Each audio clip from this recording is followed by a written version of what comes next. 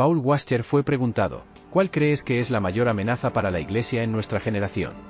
Su respuesta, sin duda, llama la atención. Escucha lo que dijo: son los pastores. Esto puede parecer sorprendente, ya que los pastores están destinados a ser los guías del rebaño local, sirviendo al cuerpo de Cristo y ayudando a los creyentes a crecer espiritualmente. Entonces, ¿por qué un predicador reconocido como Paul Washer diría que los pastores son la mayor amenaza para la Iglesia? Washer sostiene que Dios ha otorgado 3 oficios a la Iglesia: evangelistas, pastores y maestros. Donde quiera que veas una iglesia débil, encontrarás a estos hombres que son débiles, ya sea porque son inexistentes, no bíblicos o no convertidos. ¿Comprendes los 3 puntos que él destacó?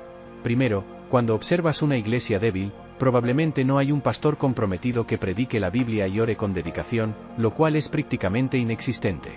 En segundo lugar, hay situaciones en las que una iglesia tiene un pastor, pero aún así es débil.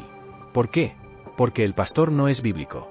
Muchos tienen plataformas hoy en día, aparentando ser hombres de Dios, pero si escuchas sus palabras, verás que no siguen ni practican la Biblia.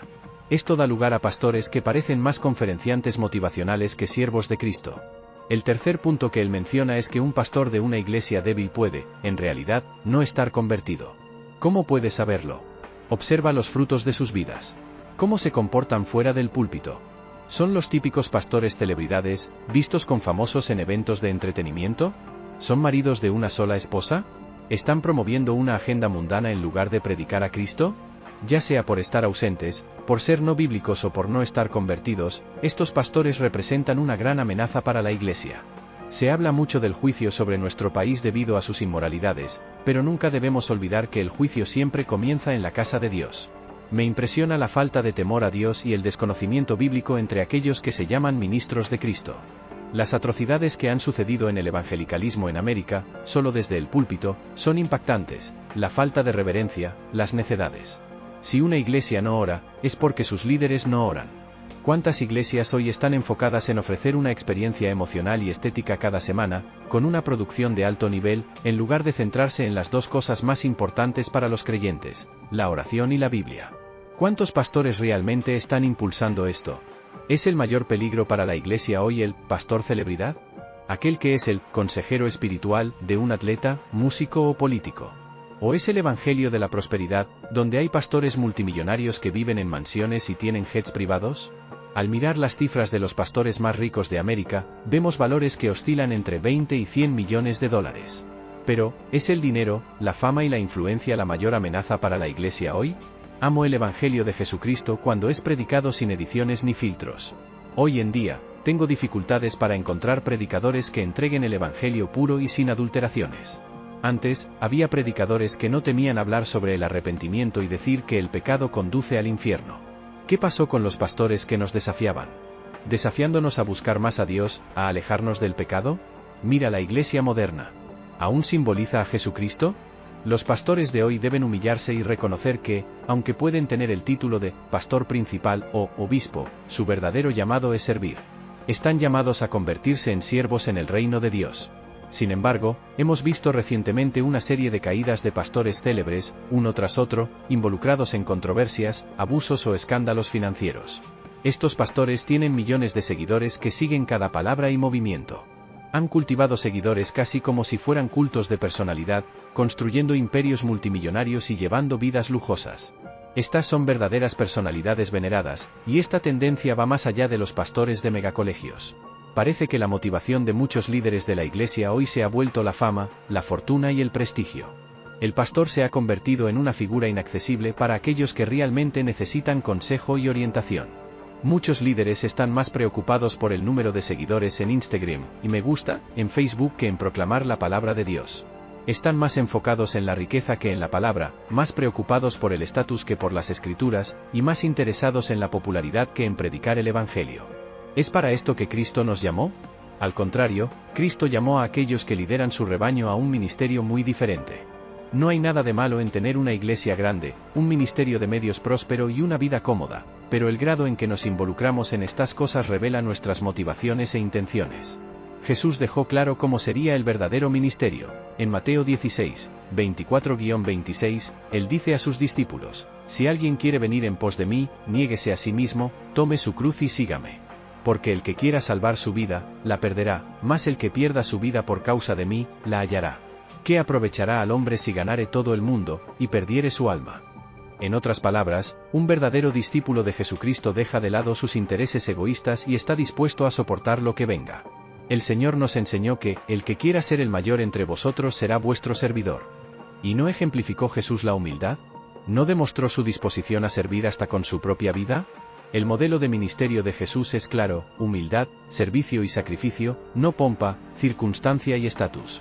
Jesús dejó en claro que el mayor entre nosotros será el siervo. Hoy en día, parece haber dos tipos de líderes: aquellos que lideran para su propia gloria y aquellos que lideran para la gloria de Dios. Aquellos que lideran para su propia gloria están preocupados por el estatus y la imagen, mientras que aquellos que lideran para la gloria de Dios están enfocados en difundir el Evangelio. Los que lideran para su propia gloria pasan más tiempo actualizando sus redes sociales que cultivando su relación con el Señor, de modo que sus predicaciones sean inspiradas por el Espíritu Santo. Rara vez tienen tiempo para ayudar al hombre que está en el último banco de la iglesia, necesitando orientación. Pero aquellos que lideran para la gloria de Dios dedican tiempo al servicio a los demás. Los que lideran para su propia gloria se embriagan con su celebridad y poder, convirtiéndose en abusadores y manipuladores. Pero los que lideran para la gloria de Dios se embriagan con el Espíritu Santo. ¿Qué nos ha llamado Dios a ser? ¿Nos ha llamado a vidas de fama y fortuna? No, nos ha llamado a vidas de amor y servicio. Pablo, en Hechos 8 y 28, dice: cuídense a sí mismos y a todo el rebaño sobre el cual el Espíritu Santo los ha puesto como obispos, para pastorear la iglesia de Dios, que él compró con su propia sangre. Los líderes espirituales deben verse como supervisores y cuidadores de la iglesia de Dios, de la misma manera que un hombre sería protector de su esposa e hijos. Aún más porque el rebaño no es de ellos, sino del Señor. Cristo murió por la iglesia, y los pastores han sido encargados de pastorear el rebaño de Cristo. ¡Qué alta responsabilidad! En otro pasaje, Pablo dice en Hebreos 1 y 17, obedezcan a sus líderes y sométense a ellos, pues ellos velan por sus almas, como quienes deben rendir cuentas. Como aquellos que deben rendir cuentas. Que lo hagan con alegría y no con quejas, pues eso no sería beneficioso para ustedes. Muchos líderes que actúan según la carne interpretan esta cita como una justificación para el abuso espiritual, usando y abusando de su autoridad sobre la iglesia, exigiendo obediencia ciega. Sin embargo, así como la sumisión de la esposa al esposo depende de la sumisión de éste a Cristo, lo mismo se aplica a la relación entre el seguidor y el líder espiritual. Si el líder no está siguiendo el camino de Cristo, carece de autoridad, al menos, no de una autoridad que venga del cielo. Si este líder está embriagado por su propio poder en lugar de por el poder de Cristo, no tiene autoridad.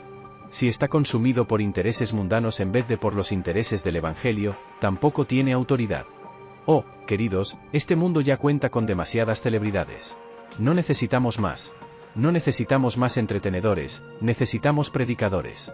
No requerimos más íconos, necesitamos apóstoles. No necesitamos más charlatanes, necesitamos pastores. Lo que realmente necesitamos, amados, es un liderazgo bueno, honesto y piadoso, un liderazgo que fomente el arrepentimiento y una vida santa. Ya tenemos suficientes voces que nos animan a pecar y a vivir según la carne. Lo que necesitamos son líderes que nos alienten en la palabra de Dios. Que podamos ser esos líderes y seguir a esos líderes, aquellos que no temen levantar la Biblia y decir: este es el estándar de Dios, el estándar por el cual debemos vivir. Todos los hombres y mujeres de Dios deberían vivir de acuerdo con 1 Corintios 2, 1, 2, que dice: cuando fui a ustedes, hermanos, proclamando el testimonio de Dios, no lo hice con elocuencia de palabras ni de sabiduría. Porque decidí no saber entre ustedes nada, excepto a Jesucristo y a este crucificado. Hoy en día, en todo el mundo, los cristianos están observando una caída constante en el número de personas que asisten regularmente a la iglesia o profesan abiertamente la fe cristiana.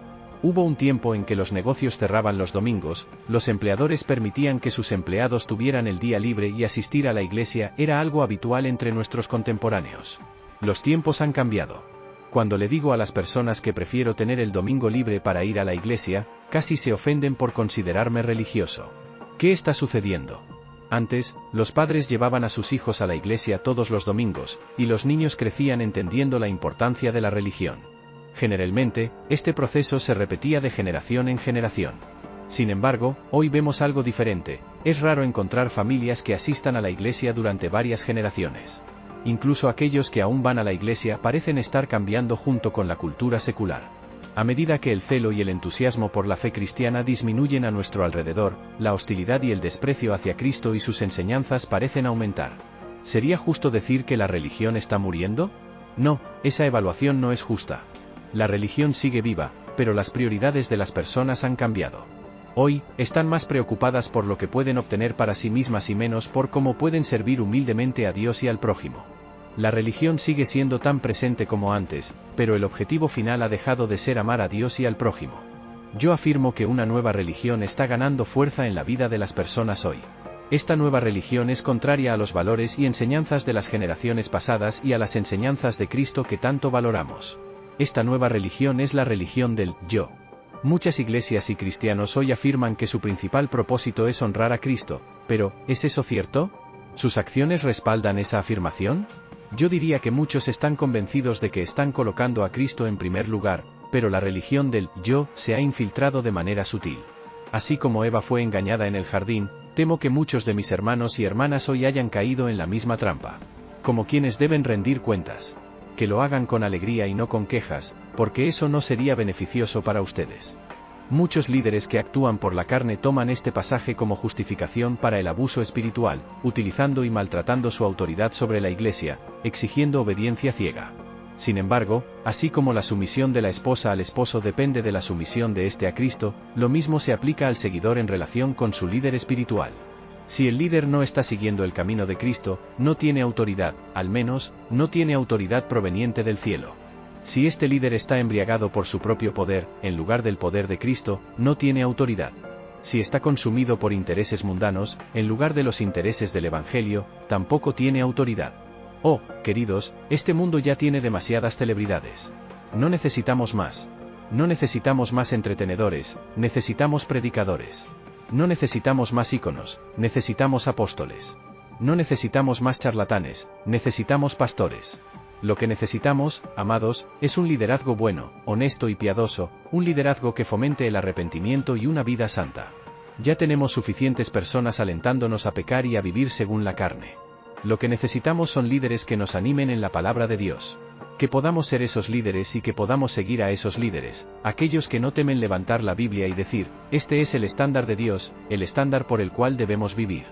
Todos los hombres y mujeres de Dios deberían vivir de acuerdo con 1 Corintios 2, 1, 2, que dice, cuando fui a ustedes, hermanos, proclamando el testimonio de Dios, no lo hice con palabras elocuentes o de sabiduría. Pues decidí no saber nada entre ustedes, excepto a Jesucristo y este crucificado.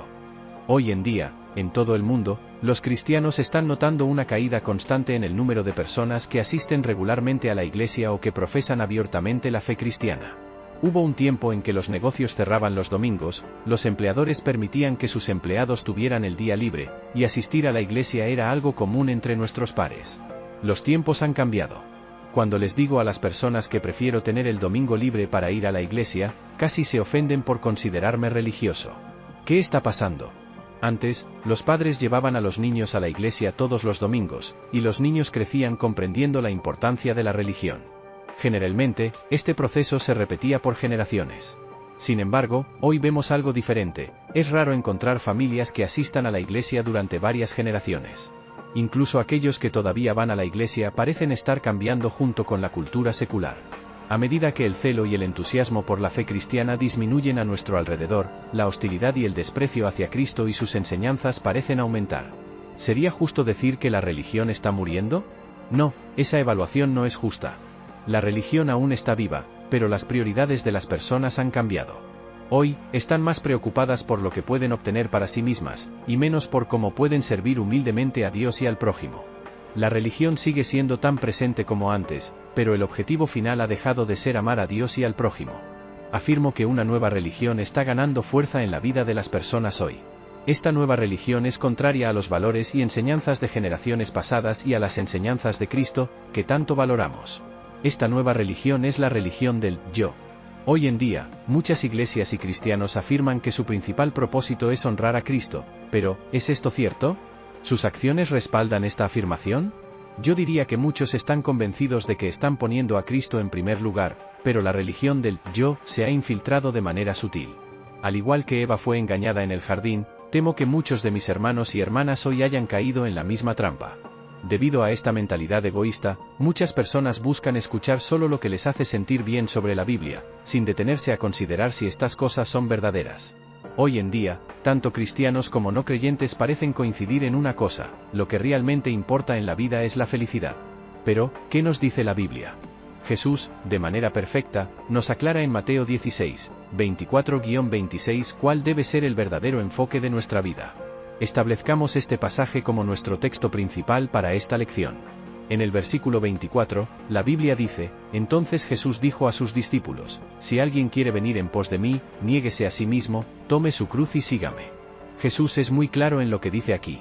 Si las personas desean seguir a Cristo, como muchos afirman querer, deben estar dispuestas a dejar de lado sus propios deseos y dedicarse a lo que Dios desea. Esto es extremadamente impopular hoy en día. La religión del yo enseña que nuestra felicidad, sueños y comodidad son las principales búsquedas que una persona puede tener. Aunque esta idea pueda parecer agradable a primera vista, poco a poco va socavando la propia fundación del ministerio de Cristo. Es difícil convencer a una persona de que debe poner a Dios en primer lugar en una sociedad que constantemente le enseña lo contrario. Las personas son bombardeadas por anuncios de nuevos productos para comprar, presionadas en el trabajo para convertirse en los mejores y los más grandes, o influenciadas por canciones que glorifican la felicidad en detrimento de lo que es correcto y saludable. Cuando viven con este enfoque interno y pierden de vista a Dios, el resultado es siempre el vacío. Considere la sabiduría de Proverbios 30. En Proverbios 30, 7-9, leemos: dos cosas te pido, no me las niegues antes que muera, aparta de mí la falsedad y la mentira, no me des ni pobreza ni riqueza, dame el pan necesario, para que, saciado, no te niegue y diga: ¿quién es el Señor? O, empobreciendo, no venga a robar y profane el nombre de Dios. La religión del yo nos enseña a adquirir cada vez más. Cada año, aparece un nuevo modelo de automóvil en el mercado, y las personas hacen todo lo posible por comprarlos. Cada año, se lanza un nuevo teléfono celular, y las personas cuentan cada centavo para asegurarse de ser las primeras en tener ese nuevo dispositivo. Pero, ¿con qué frecuencia estas personas se detienen a pensar que el automóvil y el celular que ya poseen están en perfecto estado? ¿Por qué nunca están satisfechas? Es porque sienten que merecen los nuevos productos del mercado. A menudo están tan enfocadas en sí mismas que no se dan cuenta de que hay preocupaciones mucho más importantes en la vida que obtener elementos que aumenten su estatus social. El deseo de cosas materiales es una falsa promesa de felicidad y nunca satisfará verdaderamente a nadie. La Biblia nos enseña que la verdadera felicidad y satisfacción se logran cuando una persona busca a Dios por encima de todo. Proverbios 30 nos advierte que el deseo de obtener cosas, ya sean objetos que queremos o incluso cosas que necesitamos, no debe tener prioridad sobre nuestra relación con Dios. ¿Vale la pena estar saciado de comida, bebida y lujos a costa de negar a Dios? ¿Es justificable vivir como un ladrón para obtener lo que queremos y profanar el nombre de Dios? La respuesta es no. Por lo tanto, nuestra prioridad debe ser pedir a Dios solo lo que realmente necesitamos y estar contentos con lo que Él nos da. Si nuestras necesidades están cubiertas y estamos contentos, ¿dónde debemos entonces colocar nuestro corazón? La respuesta está en Mateo 6:33, buscad primeramente el reino de Dios y su justicia, y todas estas cosas os serán añadidas. Contrario a lo que enseña el pensamiento egoísta, el contentamiento no se logra al buscar construir un reino para nosotros mismos, sino al buscar construir el reino de Dios. Nuestro enfoque, como pueblo de Dios, debe estar en la voluntad de Dios, y no en la nuestra. Privarnos de nuestras ambiciones egoístas y someternos completamente a Cristo es el verdadero sentido de la vida. Continuando con nuestro texto principal, las palabras de Jesús en Mateo 16 hablan en contra de la autopromoción. En los versículos 25 y 26, Él dice: porque el que quiera salvar su vida, la perderá, y el que pierda su vida por causa de mí, la hallará. ¿Qué aprovechará al hombre si ganare todo el mundo, y perdiere su alma? ¿O qué recompensa dará el hombre por su alma? En un mundo que prioriza la autopreservación, estas palabras son un poderoso recordatorio de que el verdadero valor no está en acumular bienes o seguir nuestros deseos egoístas, sino en vivir para Dios y para su reino. La Biblia nos enfrenta a una verdad difícil de aceptar: para encontrar la verdadera vida, debemos estar dispuestos a renunciar a ella. Aunque esto pueda parecer contradictorio, hay una profunda paz y alegría en aceptar esta verdad por fe. El acto de entregarle incluso nuestras vidas a Dios es la clave para encontrarlas. La religión del yo enseña que el objetivo principal de la vida es descubrir quiénes somos y satisfacer nuestros propios deseos. Sin embargo, Jesús nos enseña que la disposición a abandonar nuestra vida y propósitos es lo que realmente nos lleva a encontrar la vida y el propósito auténticos. Esto es posible porque nuestra identidad se halla en Cristo. Cuando le damos a Él el lugar de liderazgo que merece, comprendemos que cualquier valor que tengamos se encuentra en Él, no en nosotros mismos. Es posible que alguien pregunte, ¿estás diciendo que mi seguridad no es importante para Dios? ¿Cómo puedo estar dispuesto a perder mi vida por Él? Amigo, necesitamos entender que, aunque Dios nos protege, nos bendice y nos guarda, no está obligado a hacerlo. Actúa así porque nos ama, no por necesidad. Debemos comprender que Dios puede permitir que enfrentemos pruebas, dificultades o incluso que perdamos nuestras vidas para su gloria. La forma en que respondemos a esta verdad revela cuánto hemos sido influenciados por la mentalidad de adoración al yo. Veamos lo que Dios nos enseña a través del apóstol Pablo en 2 Corintios 12, 7-10, y para que no me exaltase por la grandeza de las revelaciones, me fue dado un aguijón en la carne, un mensajero de Satanás que me abofetea, para que no me enaltezca. Respecto a esto, 3 veces he rogado al Señor que lo quite de mí. Y me ha dicho, bástate de mi gracia, que mi poder se perfecciona en la debilidad. Por tanto, de buena gana me gloriaré en mis debilidades, para que habite en mí el poder de Cristo. Por eso, me gozo en las debilidades, en los insultos, en las necesidades, en las persecuciones y en las angustias por amor a Cristo. Porque cuando soy débil, entonces soy fuerte. A lo largo de la Biblia, vemos a hombres y mujeres de Dios que vivieron con una calidad de vida muy inferior a la nuestra. Vemos al pueblo de Dios ser ridiculizado, agredido físicamente e incluso muerto. Hoy en día, muchas personas apenas estarían dispuestas a incomodarse un poco por Dios, mucho menos a aceptar sufrir o incluso perder la vida por Él. Al afirmar que soy seguidor de Cristo, la idea de perder mi vida o sufrir a causa de mi fe puede sonar aterradora. Es algo con lo que debo trabajar, y estoy seguro de que no soy el único. Pero al leer las Escrituras, encontramos repetidamente indicios de que Dios quiere que pongamos nuestras prioridades en orden. Debemos preocuparnos por nosotros mismos o por Dios y su propósito. Observa que Dios permitió que el apóstol Pablo soportara una condición de salud específica para evitar que se volviera orgulloso. Aunque Pablo le pidió a Dios varias veces que le quitara ese aguijón en la carne, Dios eligió permitir que continuara con esa aflicción. Un escenario similar se presenta con Job, quien perdió su riqueza, su familia y su salud a manos de Satanás.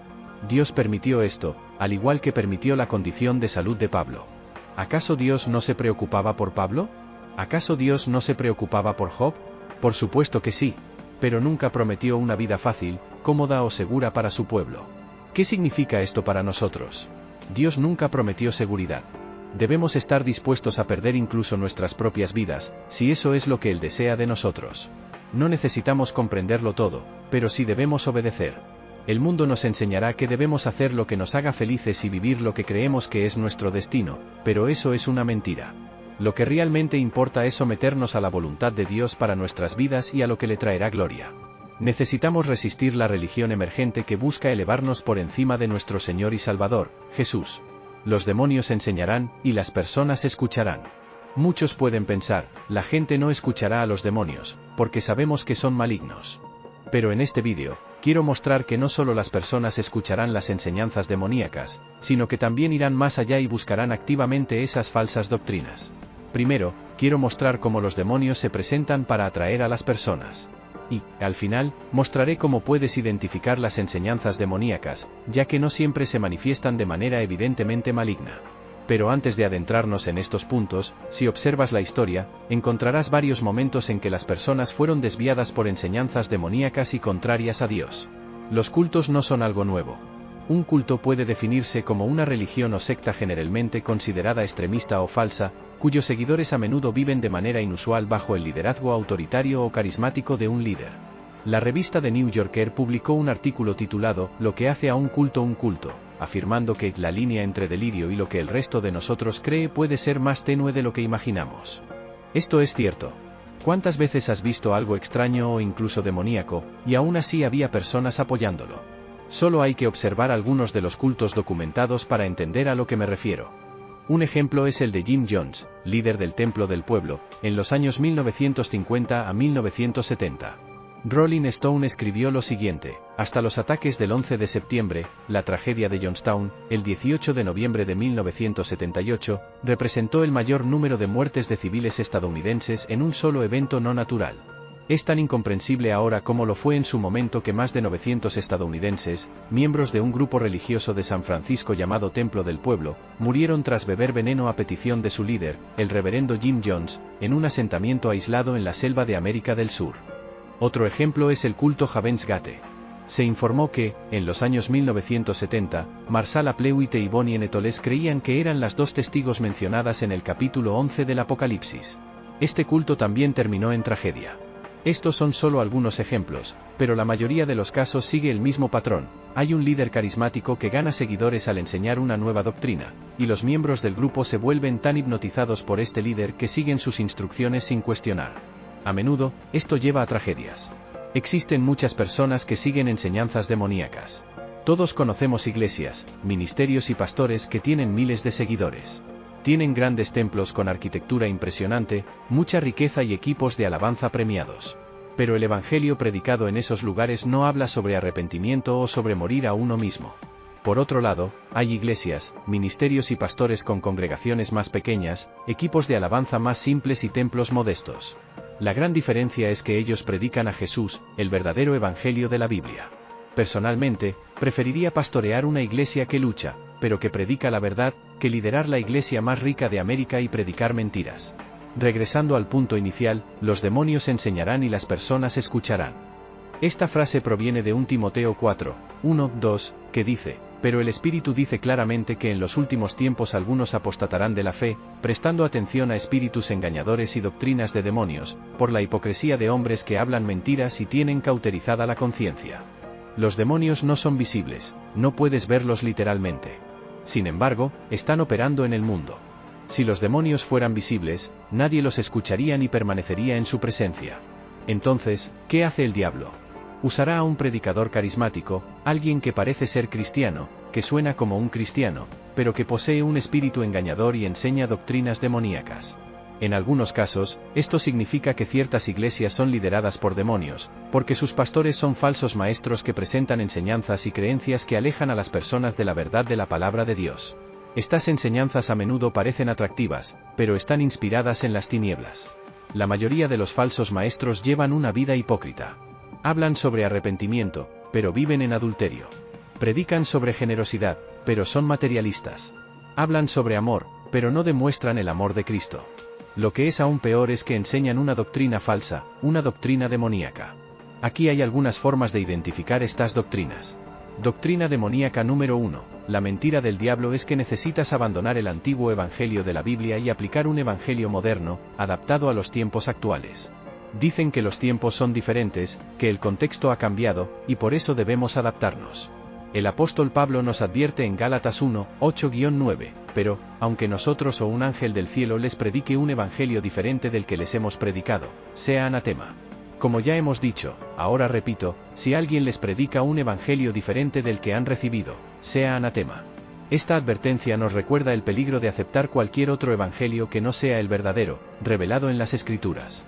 La doctrina demoníaca número 2 nos alerta sobre los predicadores que afirman que la única manera de alcanzar al mundo es hacer que Cristo sea más aceptable para el mundo. Argumentan que para atraer a las personas a la iglesia, debemos hacer que la iglesia se parezca al mundo. Sin embargo, la Biblia es clara al respecto. Santiago 4:4 afirma, así que, el que quiere ser amigo del mundo, se constituye enemigo de Dios. De la misma manera, en Juan 15:18-19, Jesús dice, si el mundo los odia, tengan en cuenta que antes me odió a mí. Si ustedes fueran del mundo, el mundo los amaría como si fueran de él. Pero ustedes no son del mundo, sino que yo los elegí sacándolos del mundo, por eso el mundo los odia. Cuando seguimos doctrinas de demonios, es como navegar en aguas peligrosas sin una brújula confiable. Estas doctrinas nos desvían del camino correcto, llevándonos a comprometer la verdad y justificar el pecado. Las enseñanzas falsas pueden tener un impacto devastador en nuestra fe, resultando en concesiones morales, creencias destructivas y un alejamiento de las verdades fundamentales del cristianismo. Distorsionan nuestra comprensión de Dios, su amor y su propósito para nuestras vidas. Para protegernos de estas doctrinas engañosas, debemos dedicarnos al estudio de la palabra de Dios. Necesitamos estar llenos del Espíritu Santo para discernir lo que está en alineación con la verdad bíblica. El apóstol Pablo nos advierte en Gálatas 1:8-9, pero aun si nosotros o un ángel del cielo les anunciara un evangelio diferente del que les hemos anunciado, sea anatema. Como hemos dicho antes, ahora lo repito, si alguno les predica un evangelio diferente del que han recibido, sea anatema. Esta advertencia nos recuerda el peligro de aceptar cualquier otro evangelio que no sea el verdadero, revelado en las Escrituras. La doctrina demoníaca número 2 nos alerta sobre predicadores que afirman que la única forma de alcanzar al mundo es hacer que Cristo sea más aceptable para el mundo. Argumentan que, para atraer a las personas a la Iglesia, debemos hacer que la Iglesia se parezca al mundo. Sin embargo, la Biblia es clara al respecto. Santiago 4:4 afirma, así que, el que quiere ser amigo del mundo se constituye enemigo de Dios. Asimismo, en Juan 15:18-19, Jesús dice, si el mundo los odia, sepan que a mí me ha odiado primero. Si ustedes fueran del mundo, el mundo los amaría como a los suyos. Pero porque no son del mundo, sino que yo los elegí, sacándolos del mundo, por eso el mundo los odia. Cuando seguimos doctrinas demoníacas, es como navegar en aguas peligrosas sin una brújula confiable. Estas doctrinas nos desvían del camino correcto, llevándonos a comprometer la verdad y justificar el pecado. Las enseñanzas falsas pueden tener un impacto devastador en nuestra fe, resultando en concesiones morales, creencias destructivas y un alejamiento de las verdades fundamentales del cristianismo. Distorsionan nuestra comprensión de Dios, su amor y su propósito para nuestras vidas. Para protegernos de estas doctrinas engañosas, debemos dedicarnos al estudio de la palabra de Dios. Necesitamos estar llenos del Espíritu Santo para discernir lo que está en alineación con la verdad bíblica.